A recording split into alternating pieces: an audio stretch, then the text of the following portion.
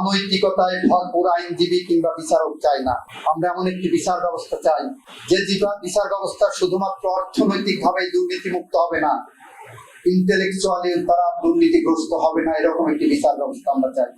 দুর্নীতির বহু রূপের মধ্যে একটি হলো অর্থনৈতিক, একটি হলো ইন্টেলেকচুয়াল। খায়রুল হক সাহেবদের ইন্টেলেকচুয়াল করাপশনের কারণে গত 17 বছর প্রায় সময় বাংলাদেশের হাজার হাজার মানুষ ক্রসফায়ারের শিকার হয়েছে, শত শত মানুষ গুমের শিকার হয়েছে।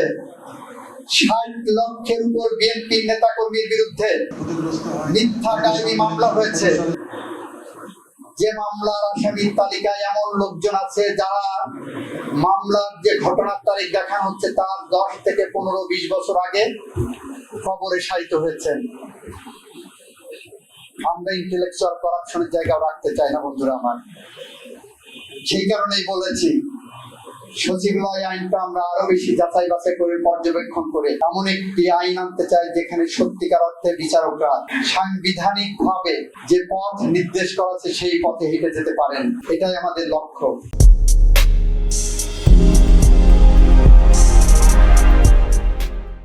এখানে কোনো ইটস অ্যান্ড বাটস নাই, এখানে কোনো অন্য কোনো এজেন্ডা নাই। এইটা নিয়ে এক শ্রেণীর মানুষ রাজনীতি করার চেষ্টা করছে। মাজদার হোসেনরা বড় বড় কথা বলছেন, ঝোলের বিড়াল বের হচ্ছে, ওনারা করাপশনের ডিপো। আমরা এই সমস্ত করাপশনের শিকড় তুলে আনতে চাই। আমরা সেই কারণে প্রত্যেক বারকে চাই আপনারা আমাদের পাশে থাকেন, আমাদের সাথে থাকেন। এই বিচার বিভাগকে এমন একটা উন্নত জায়গায় আমরা নিতে চাই যে জায়গায় গেলে একজন ইয়াং লয়ারের সাথে যে কোনো বাবা মা, কন্যা দায়গ্রস্ত বাবা মা তার কন্যাকে বিয়ে দেওয়ার জন্য প্রথম কাতারে রাখতে পারেন। এটা আমাদের লক্ষ্য।